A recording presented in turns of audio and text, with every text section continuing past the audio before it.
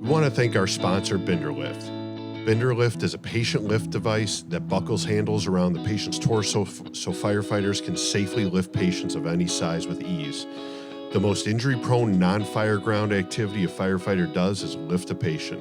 If you're lifting heavy patients, and let's be honest, all of us are, then you're going to want to check out the Binderlift so you can avoid getting injured from lifting a patient. Vince, have you ever lifted up a heavy patient? Or any patient at all? I've blown my back out so many times lifting heavy patients. I can't count the number of times. So something like Binderlift is a pretty awesome product, especially if it's going to save me from having to lay up from the job or go to medical or just work the rest of my day in pain.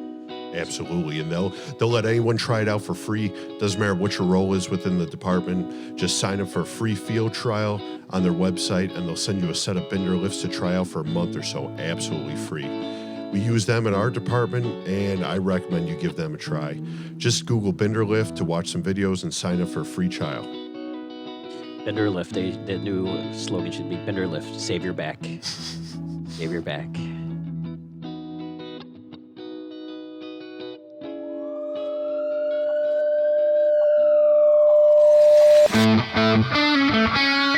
Engine 1, Engine 4, Truck 2, Truck 10, Ambulance 82, Battalion 2, Fire 1020 North Main, help is on the way.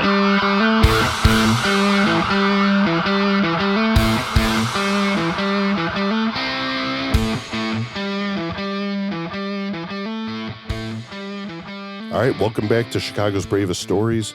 Today, I'm personally honored to have Ryan Brady, Peoria Firefighters Local 50. He is the president of that local. Also, Ryan, correct me if I'm wrong, 11-year vet of the Firemen's Association there. Your position is driver, engineer, paramedic. Am I correct? Yes, that's correct, Corey. Awesome. Well, yeah, thanks for joining us, buddy. No, appreciate the opportunity. How are you doing today? Good, man. Despite everything that's going on, you still put your head up and 1 foot forward every day because you never know what's around the corner. Yeah, I mean, looking at some of the struggles you guys are going through right now. I mean, it's I guess struggle is probably one of the least likely words I could use for what you guys are going through. Care to elaborate on your guys' situation over there? Yeah, for all intents and purposes, it feels like it's the worst gauntlet of hell from Groundhog's Day you consistently face. You know, the threat of machine closures, we call them machines or rig closures, number one, and then constantly having to look people in the face that you sit at the kitchen table with every third day and break bread with. And, you know, they're not only do they put their lives on the line for the betterment of the community, the citizens of Peoria, but they become, you know, family. It's your first family for some, second family for others. But these people are near and dear. They constantly have faced turmoil. We've had a group of candidates that came on that have faced the threat of layoffs since basically they walked through the door after 6 months. So we've been fighting like hell trying to keep as many people butts in the seats, trying to do our job to the best of our ability. And it's at times it definitely wears on you. It's very frustrating. The morale around the firehouse sucks when you're constantly walking around with a bullseye on your back. Whether it's, you know, the job you do, you really do the job either too well, and they think that they can come at you because what's another minute of response times, or, you know, we've been fighting the battle on the retirement security side. So it's kind of been like a 2-for-1, and we're swinging left and right, and we're dodging and doing the best we can with, you know, when I came on 11 years ago, or starting my 11th year, we had 203 members in the bargaining unit, and now we're down to 167. God, I saw that. And yeah, and like you were saying, I mean, a lot of these guys and girls, like you talk about how they're working for the betterment of our community, but, you know, and they're also taking care of, you know, we take care of each other, you know, and to look those Sure. people in the face that have, you know, this guy was at my daughter's baptism and, you know, was just a statue in my firehouse of honorability. And then, this other guy helped me out with, fixing my car when I broke down on the road. Like and this guy was the guy who pulled me out of a burning building one time because I had a problem. Like these are guys and girls that, again, they're helping out, they're helping us out, and they're helping out the community. And like you said, to look them in their face and just tell them, like, here we go again. This is coming up again. Yeah, I mean, this is like the fourth cycle of some type of reduction to the Peoria Fire Department, and our membership is Local 50, whether it was, giving up positions and concessions to try to avoid any type of reductions, fire suppression side, you're 24/7, giving up some front office positions in the fire bureau to actually having two of our heavy rescue squads, the only two we have in the city, shuttered. And you face 22 permanent layoffs or jobs that you're never going to get back.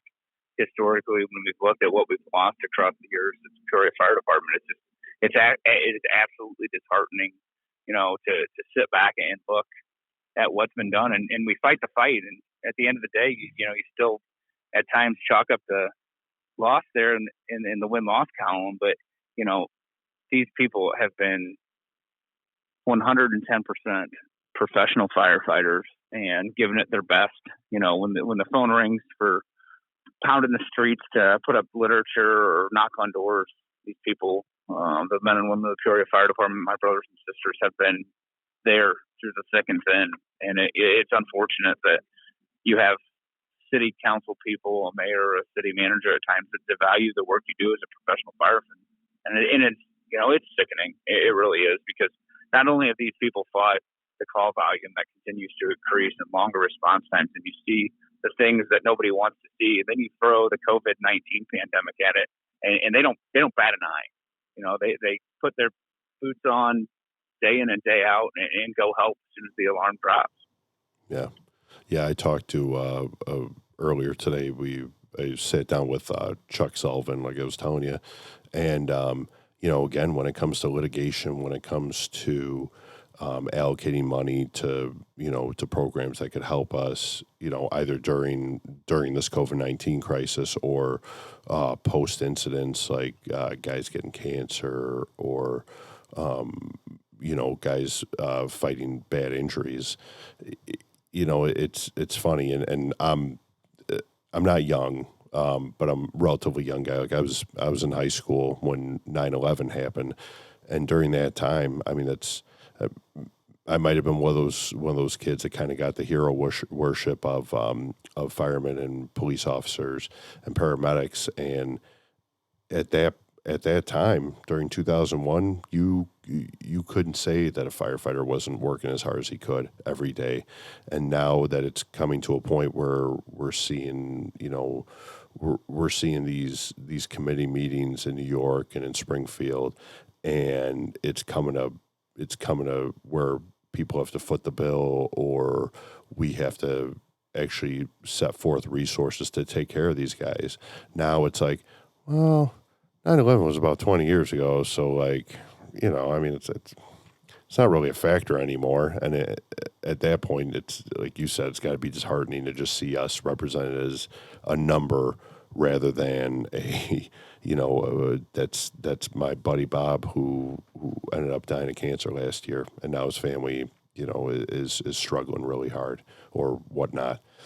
So, do you mind if I bring you back? When and how did this all kind of start off for you guys? From our perspective, after the Great Recession, Peoria did great things to try to get their head above water, and through bad public-private investment dollars and decisions that were made, we never really got out of the 2010 Great Recession, and then COVID hit.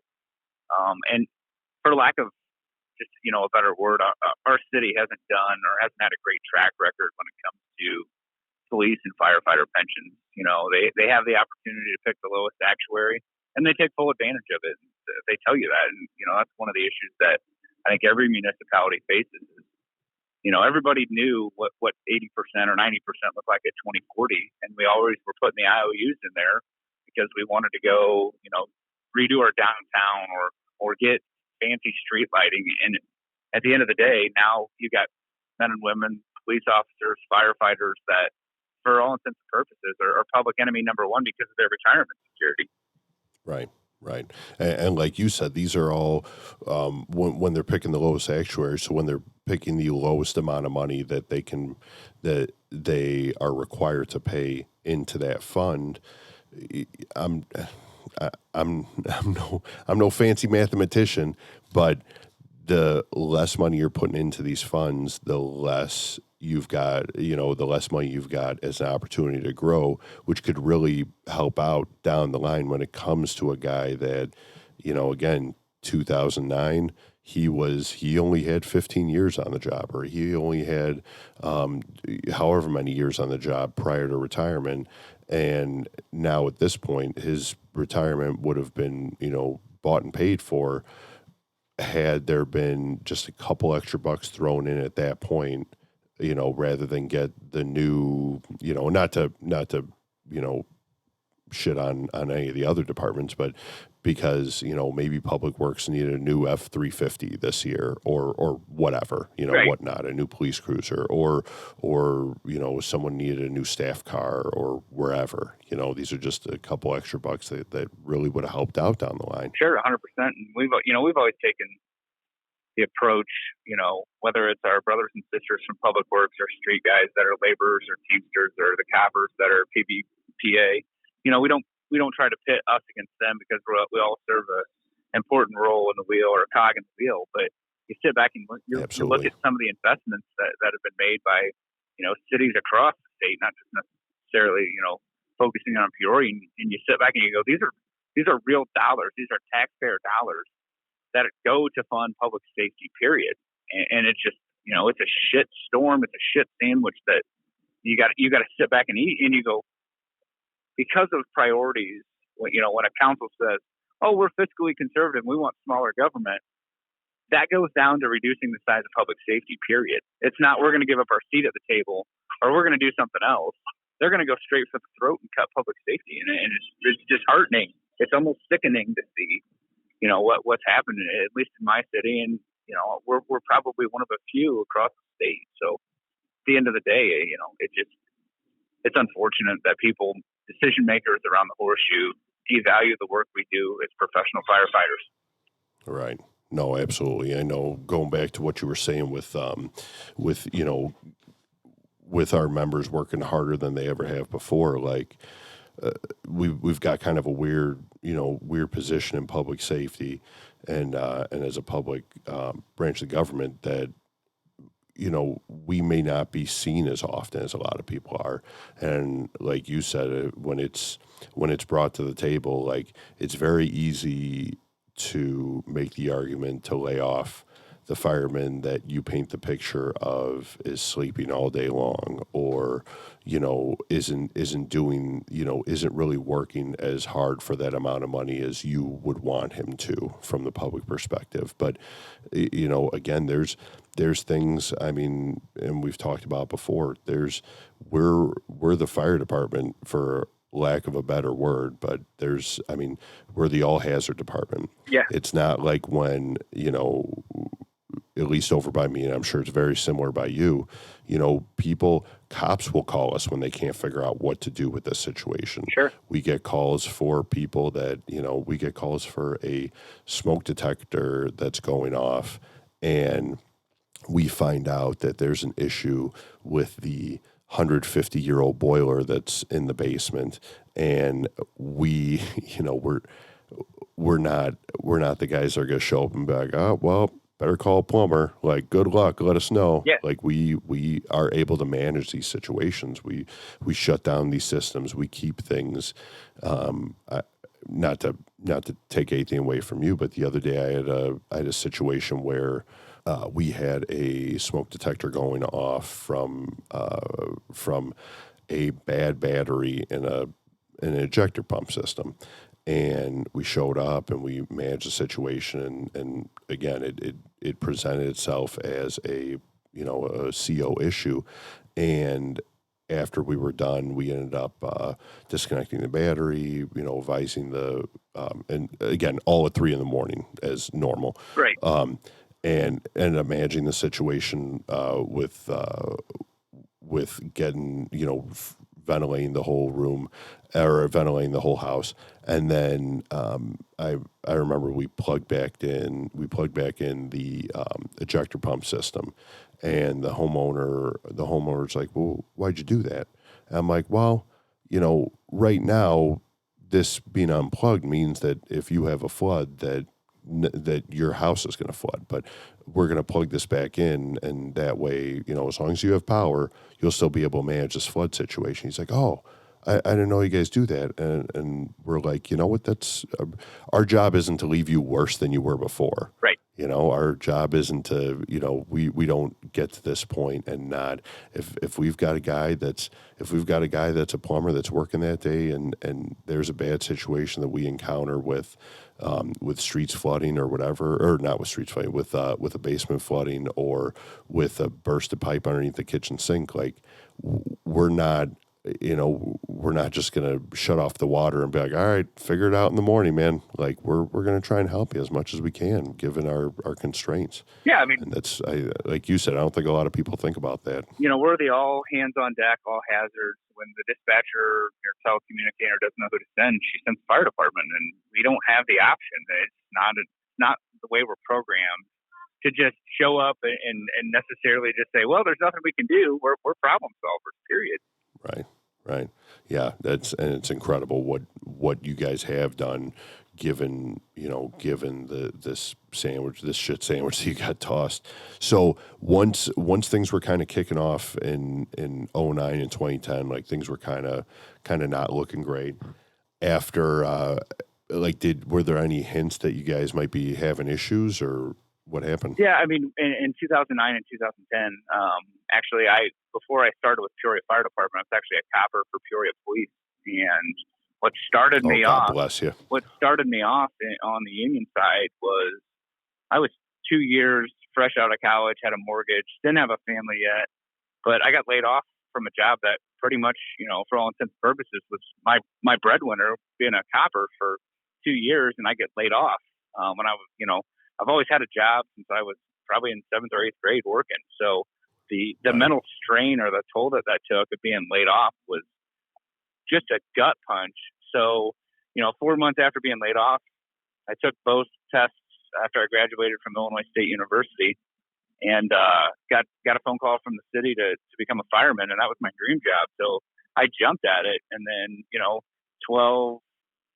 18 months in through the door, get off probation, and I started in on the union side of things. I started off as our political action, basically director, treasurer of our PAC fund, and I did that for 3 or 4 years, and then I got started on the union side of things, and became my shift steward, and then vice president, and then up to president. So I've seen everything, from start to finish, really. And at the end of the day, that PAC, being in charge of your political action dollars, that's where the rubber meets the road for our job. I know a lot of people, people don't like it. Politics are messy. Illinois' got a terrible history of bad politics, but, something I took away early on from one of the IAFF legislative conventions that I went to was when somebody from a different state stood up to address our brothers and sisters across the United States and Canada, and basically said, you're either having a seat at the table or you're on the lunch menu. So it's better to have a seat at the table and get things done appropriately to protect our brothers and sisters.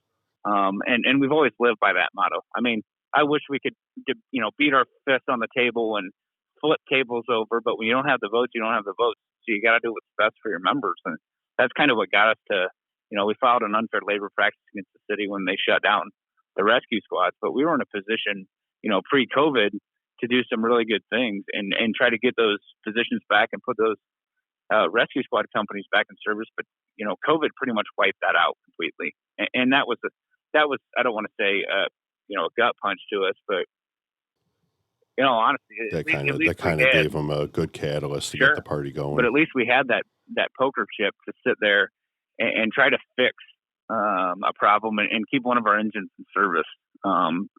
So our working conditions, although they eliminated one engine company, one beats two every day of the week and twice on Sunday. So we at least had that poker chip to negate some of the reductions being made for the betterment of our members, number one, and to still fight the fight as we continue. Obviously we have another lawsuit pending against the city of Peoria for the PSCBA. So, we're torn in litigation. We had two things in front of the appellate court. Now we've got one thing in front of the appellate court, and we're going to fight.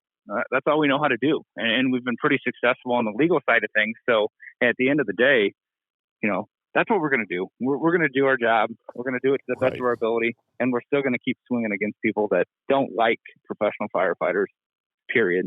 And you're fighting for all of us, so thank you for what you guys are doing. What has happened during these I guess I'll call them attacks, during these attacks on you guys? What has happened? How have you guys implemented dealing with these loss of positions? One of our biggest things that we've had to look at time and time again is changing our response cards.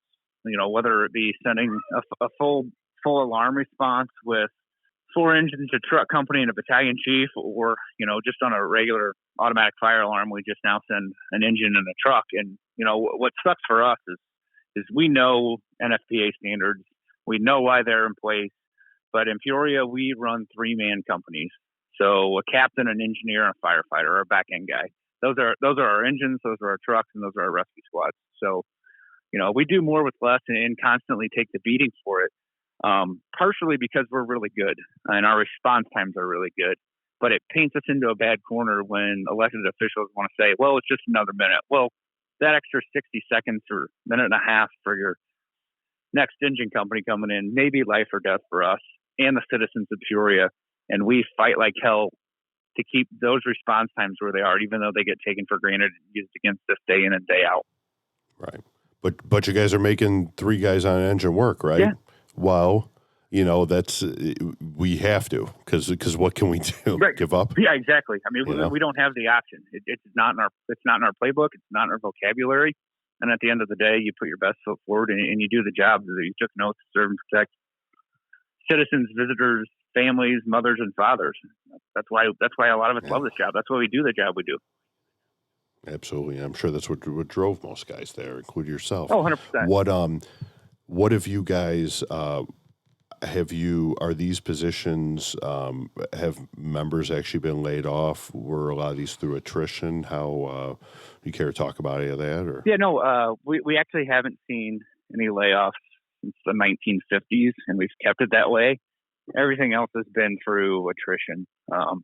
Okay. So, I mean, Which again is equally as dangerous. Oh, absolutely. Especially, when you keep, and I've coined this with our local media, we play a bad game of Russian roulette.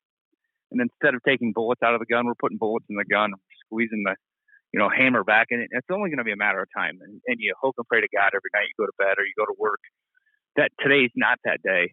Right. I mean, again, there's reasons. I mean, NFPA came up with these standards based on research and statistics, and they're not just numbers that they're just drawn out of the air. Like Correct. These are actual statistics, and to make to deviate from that is there are a lot of departments that are operating with 3-man engines or could be even less, but what do you play, like you said, you're playing Russian roulette, you're playing with you're going out every day hoping that no one dies, and by the layoff through attrition is a classic move of keeping the emotion out of laying people off by not having a face to the person, but you're still, again, you're still putting those guys in a scary position. You're still putting members in a position where they are not as, they're not going to have the same opportunity to help someone out than they would had there been those more people there. So as COVID hits, I mean, you guys that's when things are really starting to heat up for you guys, huh?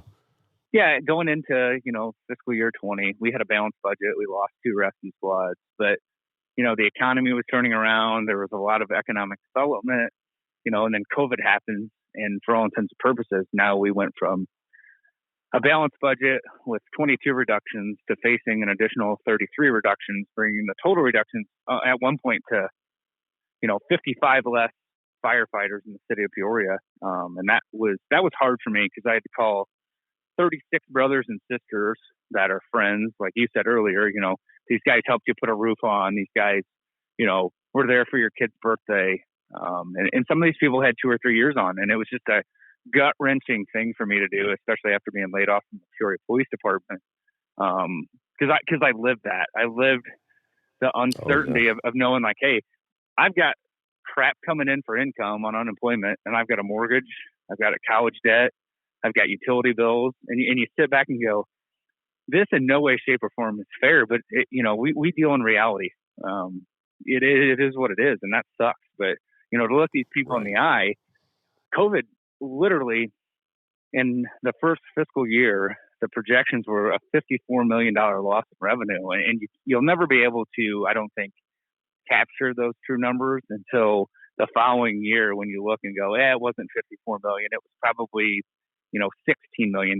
And could they have done something differently? Right. Absolutely. But I've said this to the members of the Horseshoe, I've said this to our members, and politics is just saying you'll never not take advantage of a crisis, and that's kind of what we feel has happened in Peoria, especially when it comes to the fire department and Firefighters Local 50. They are just gunning to reduce the size of the fire department because of retirement security, and they're so flawed on so many different levels, really, when it comes to the unfunded liability and not having people paying in and replacing those that are attritioned off. And then they get a pass and tell people, well, we didn't lay anybody off, but your service is reduced. Right. And until it happens, until the wheel falls off the wagon, they get a pass, and it's harder than hell to hold them accountable. Right. And by doing that, by making that move, by making that decision to lay off, this is only helping an agenda down the line that says, look at how much worse things are now. Whereas, again, had these people been here, had these members been here to help assist paying, because, and I'm not sure how many people, we've got a lot of different people that listen to this thing. I know a lot of them are people, just off the street, just civilians that don't know all that much about what we do. But I think a lot of people need to understand that, when it comes to pensions, when it comes to our pensions that we're dealing with in the fire service, first off, we pay into them. They're definitely not something where we just sign up day one and they're like, welcome to you getting a pension for the rest of your life. You're Absolutely. welcome. And that, these, first off,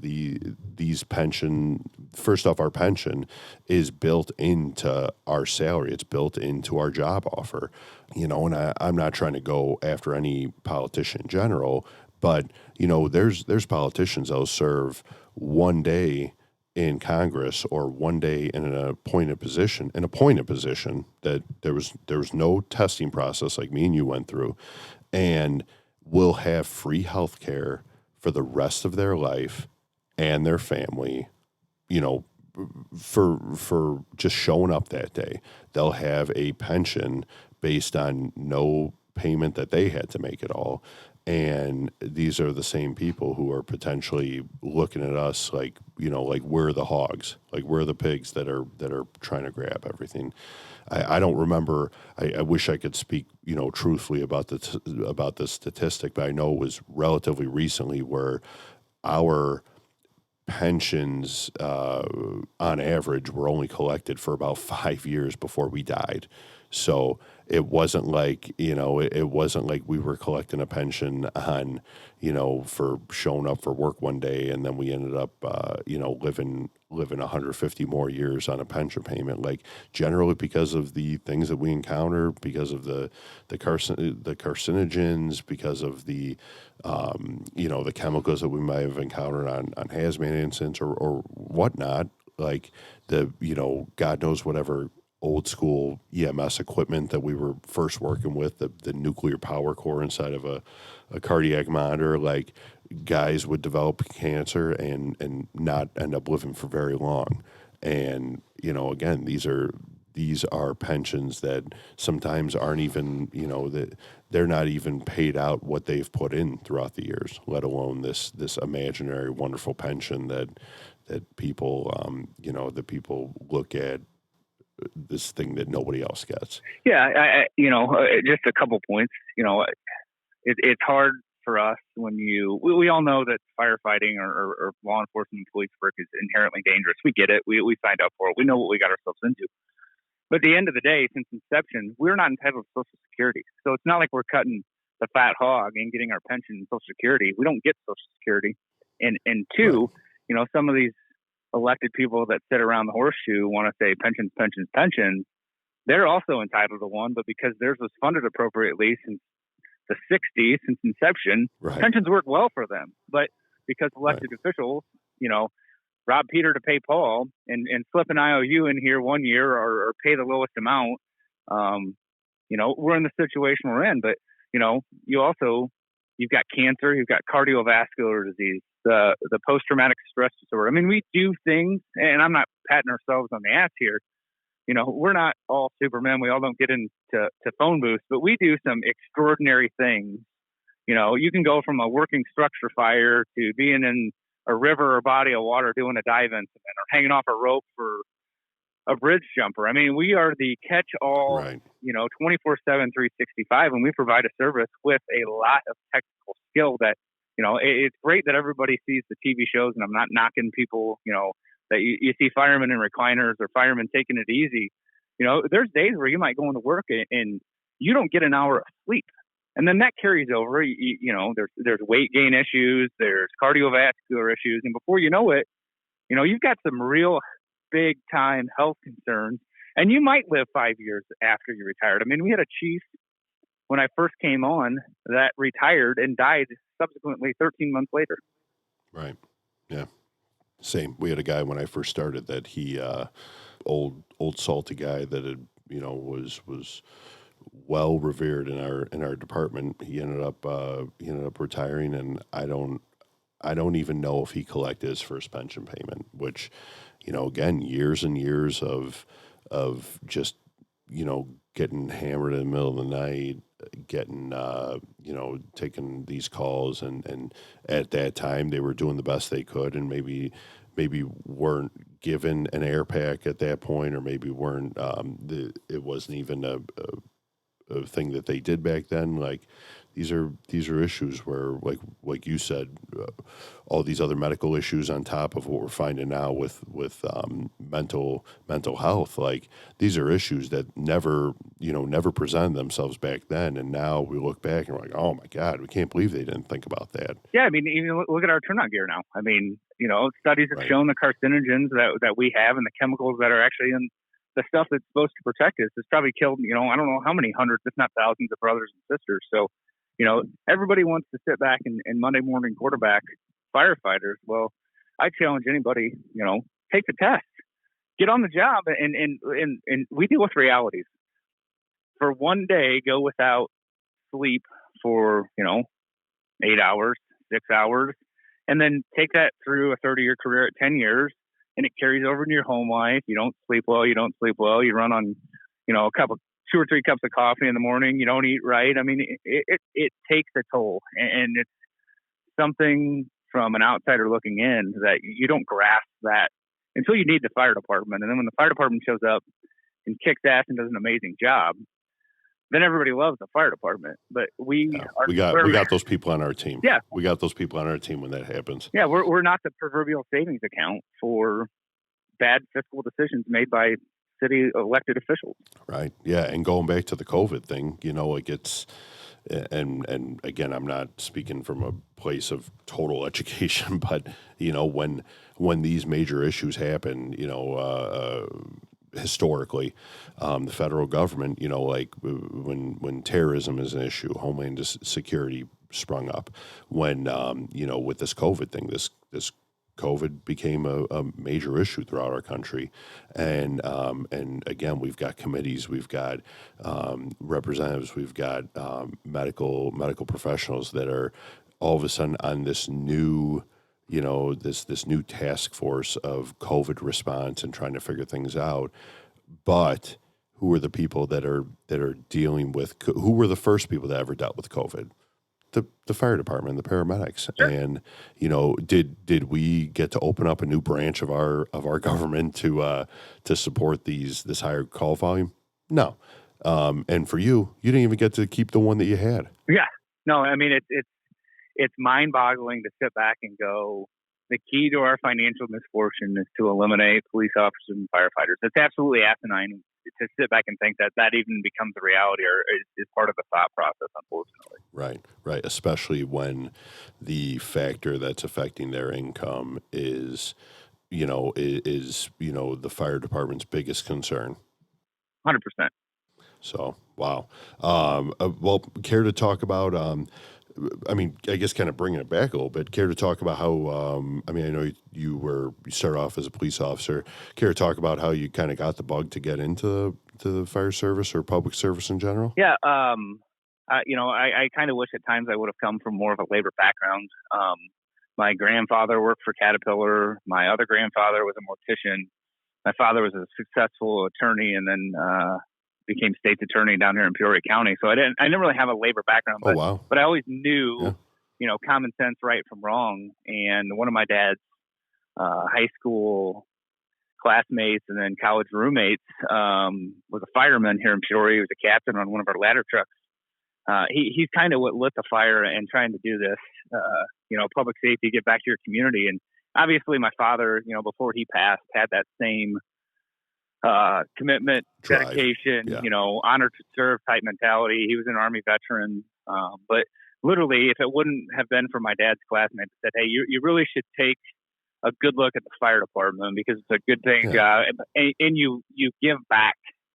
So service or public safety service has always kind of been around for me, but it wasn't until I stepped into the threshold of law enforcement, even though I really wanted to be a fireman, that I knew this is what I wanted to do. This is my existence. I wasn't the sharpest knife in the drawer when it came to education. I barely graduated at Illinois State University, but I had intentions of being a copper or a fireman, and it worked out that way. It really worked out for me, even though I was laid off, to get on the fire department. Yeah. I was just saying it worked out for the Peoria Firefighters Local too, I would say. It's wild. It's really wild how things kind of like push you in one direction and not with this job. And there's not too many guys that make that jump from, police or from firemen to police or even police to firemen. There's not too many guys that end up jumping over. But from what I hear, once you get that bug and you actually sit down and do a couple things as being a fireman, it's you don't turn back. It's weird. It's such a weird fucking job, man. Because I feel like we're one of the only professions. I know I said this before, but I feel like we're one of the only professions that, when we get a job, when we get a fire at 4 a.m. or whenever, when we get a fire or one of these important calls comes in, like it's crazy how you'll take that 50-year-old, 55-year-old guy that's, maybe not the most active guy in the world, and he's jumping up right into the fire engine. Like it's something about us doing our job, when it comes up that like we're the only ones that like are excited to work when that happens. Oh no, 100%. And then, with everything we faced over the past 4.5 years, 5 years, morale around the firehouse has been garbage, and rightfully so. We're tired of being devalued, but when the alarm goes off and that fire comes in, it's amazing how it brings the job together. There's smiles on people's all that faces. goes away, and those guys are back in 110%. Because this is your bread and butter. This is what I don't want to say this is what we're here for because we do a lot of things, but it is right. It is until you experience it, until you look at it, and you go, man, I don't really give a rat's ass about how bad the day was. We just did something that most people walk away from, and we did it really well. And everybody's back to joking around, having a good time, cracking smiles, cracking jokes. And it might be the guy that just walked through the door on his first shift day or the guy that's getting ready to retire and has, 3 days left on the job. It brings everybody together, and it is absolutely amazing to see what happens when the job comes in. Oh yeah.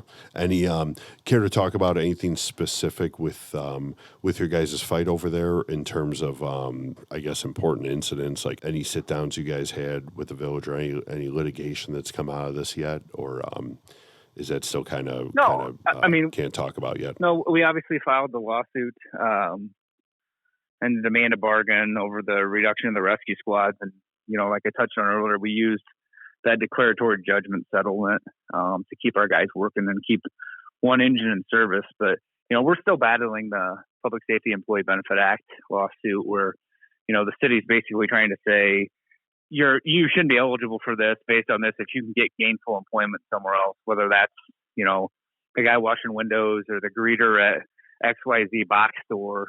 They're trying to take that away from us. And, we'll fight that fight across the state because that doesn't just affect firemen. That's, our brothers and sisters in blue. And it's something we deeply, we're committed to doing because it's the right thing to do. And we're not going to be taken advantage of. We're not going to let our benefits be diminished because some council in downstate Illinois wants to start taking swings and devaluing the work we do. So, that one's still headed to the appellate courts.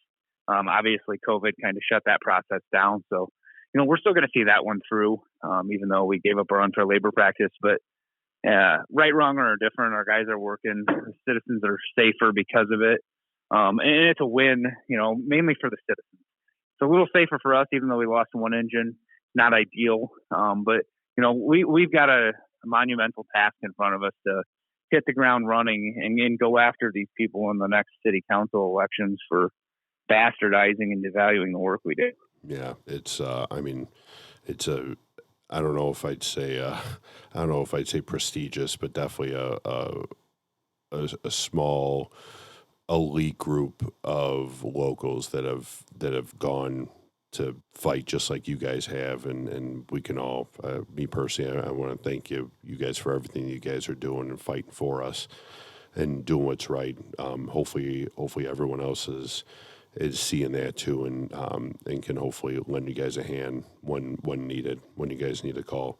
What would you say is, how would you like to talk about the AFFI or the IAFF with these battles, or what's their role been with you guys? Obviously, the AFFI has been very supportive in trying to get assistance for us, not just boots on the ground, but even financially to some extent on the PSEBA fight.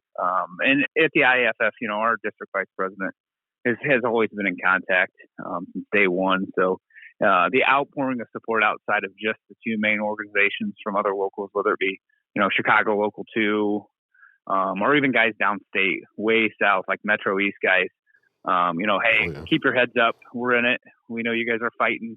Keep battling because it's important. It's what makes this world go round. And if you guys aren't doing it, it will only be a short matter of time before somebody else wants to start swinging at, the village of XYZ. So, I can't thank, probably the listeners and you guys across the state on the job that, have taken a forward thinking approach to even reaching out, a phone call, social media. Hey, follow us, like this, share this, because they know that, again, I said this before, one bad election and they're in the same seat we're in, and we do the same. I mean, I can remember going to Galesburg, just west of us, when I was brand new, walking for their guys and picketing City Hall. I mean, that is the one great thing about this job is, when the fire department, when somebody needs help, they call the fire department. When a fire local or union needs help, you don't even have to really make phone calls because people, we look out for each other. And it's almost, they call the fire department too. Right, exactly. And guys show up because they know, like, this is what puts money in our pocket, food on the table, and gives us, not an extravagant, this isn't some champagne and caviar job, but, this affords us the opportunity to make a decent living and have a family. And that's what this is all about. A good job, period. Right. We're making the best of what we can do, either on the job or off. So 11 years on the job, any memorable incidents that you've been a part of? Anything, besides the obvious, anything crazy you guys have been that you've been a part of? Yeah, I mean, like I said earlier, we've gone from our share of 2 or 3 working structure fires and having jumping into the river. Me personally, while I was at our central house. We respond to our fireboat, jumping in after a gal that had been walking across one of the busiest bridges. They shut down the bridge through Peoria, 4 lanes of traffic. Jumping in to save her has been the most memorable thing I've done. But you did that? Yeah. There's also what'd you do? Just swan dive off the engine? What'd you do?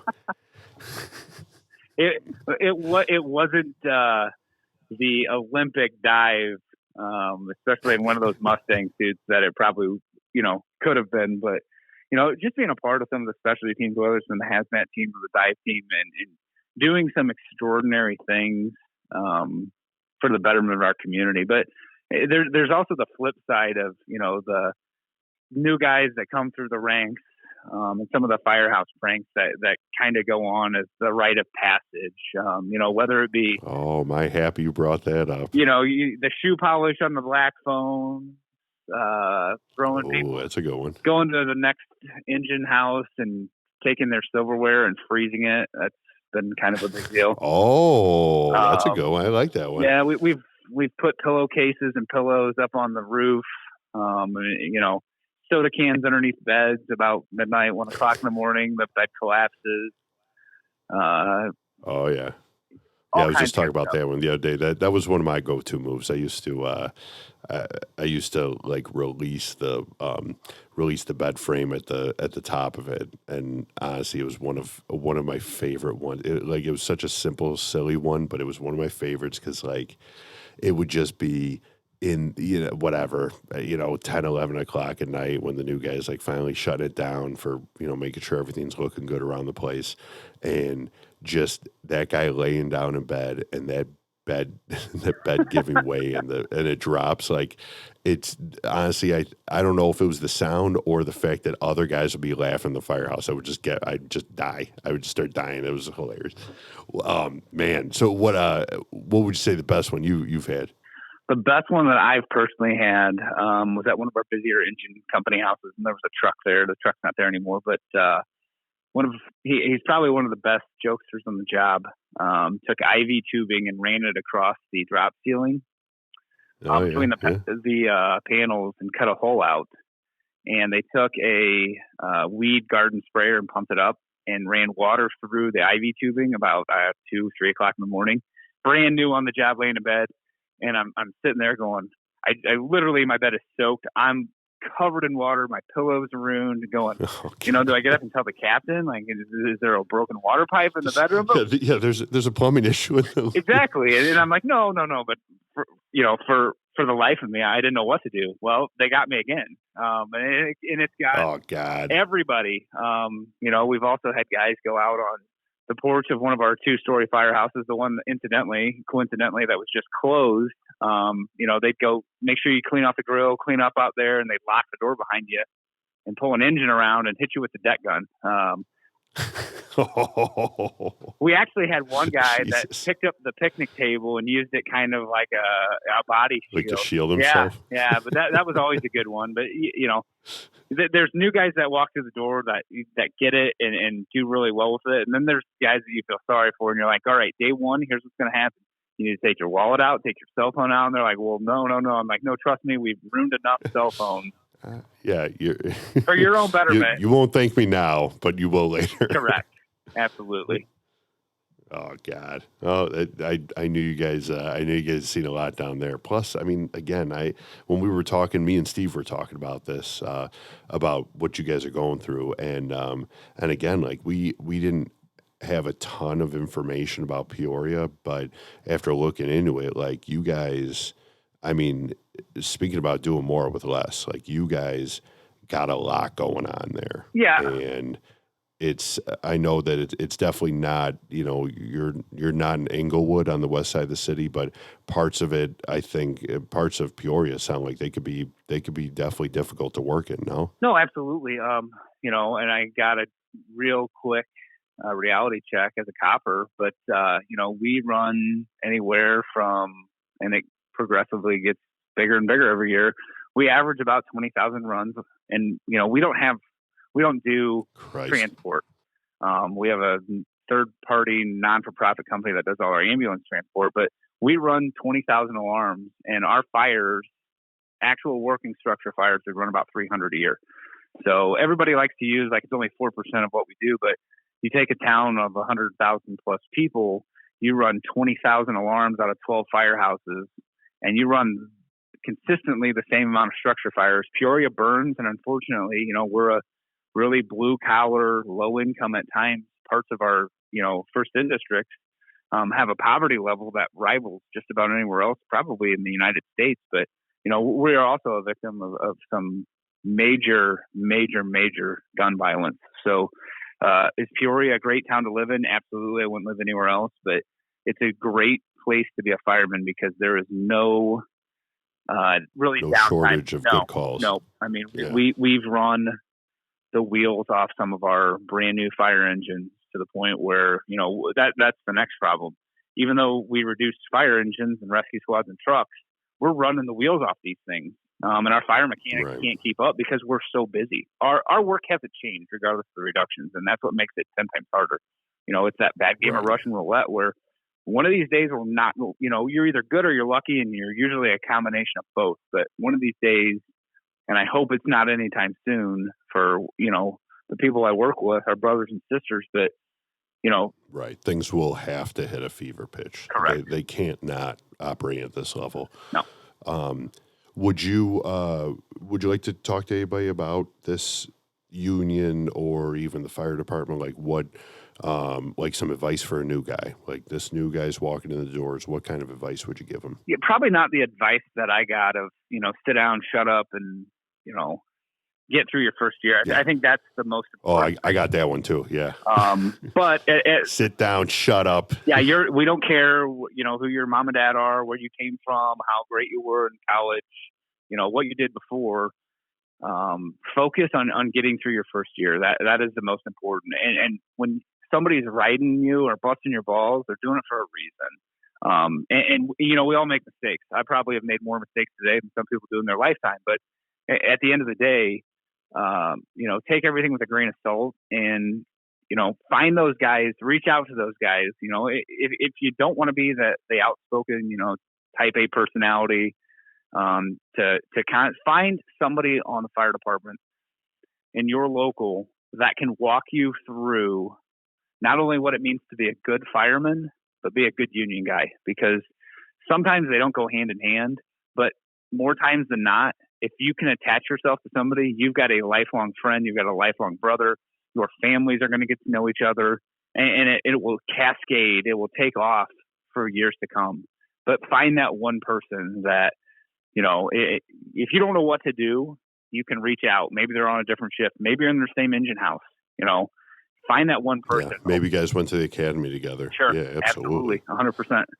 Awesome. Well, Ryan, again, I can't thank you enough for spending some time with me. I know I went a little bit past what you wanted to do, so I'm sorry about that. Oh. Do you, again, for those of you guys out there, definitely make sure to visit and share and save. And I'm not a big social media guy, but I think you guys know what I'm saying. Make sure to definitely take a look at Peoria Local 50, Firemen's Local 50, and whatever support you guys can give to them, I'm sure would be not only appreciative to them, but to the union in general and to all of our brothers and sisters out there. Because, again, this is, I think a lot of people need, a lot of firemen, paramedics, and police officers need to understand that this is not just a battle that Peoria has, and every time these guys are out there fighting for what we think they deserve, if they lose that battle, it could trickle down to all of us, and not even just for self-preservation, but for what's right and wrong. Who do you guys work with for charity? You said you guys, again, when you had a little bit more money to work with, who were you guys working with? Yeah, our two biggest ones that we support just because of their involvement in the community and kind of, I'm not beating the war drum for the less fortunate, but we seem to, not only in our job, encounter more bad situations, whether it's a family that lost everything in a house fire. But our two big ones have been the Boys and Girls Club and Neighborhood House that we've been instrumental in trying to, help them when we can, whether it's monetary donations or helping at cookouts or providing just manpower, during their holiday season to put food baskets together, et cetera. So those have been our two big ones. Yeah, that from what I saw with that neighborhood house thing, that's incredible, and all the dedication that you guys have been putting in with that. I mean, again, you've got some big stuff you're dealing with over there, but to still end up helping out as much as you guys have with them is incredible. Awesome. Well, again, Ryan, thank you so much for sitting down and talking with me over the phone for a little bit. Yeah. Any closing remarks you think you want to get out there? The opportunity in and of itself, just to have another platform for outreach has been great. So I can't thank you and Steve enough for the opportunity, but you hit the nail on the head. It might be Peoria or has been Peoria for the past 3 or 4 years, but don't necessarily take these small battles necessarily with a grain of salt, because overnight they can morph into something. And really my message to our guys has been, yeah, this effing sucks. I get it. Nobody wants to go through this BS, but really look out for one another, because that's why we're all here. And you're only as strong as your weakest link. So, do your best to look after one another and make sure everybody goes home safe, because at the end of the day, that's what's most important. Man, you got to take me out of a job. You sound a lot better on this thing than I ever do.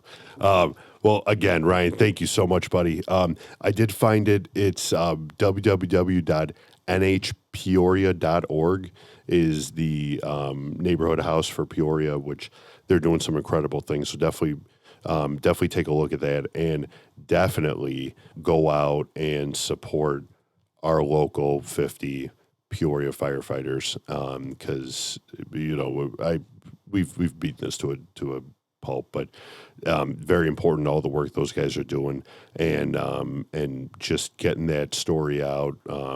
Chris I can't believe I was able to get him on the phone, because you've been on the radio, you've been in the newspaper. You guys got a lot going on there, and the more the story gets shared, the more people can see what's going on and make that decision for themselves on what's going on.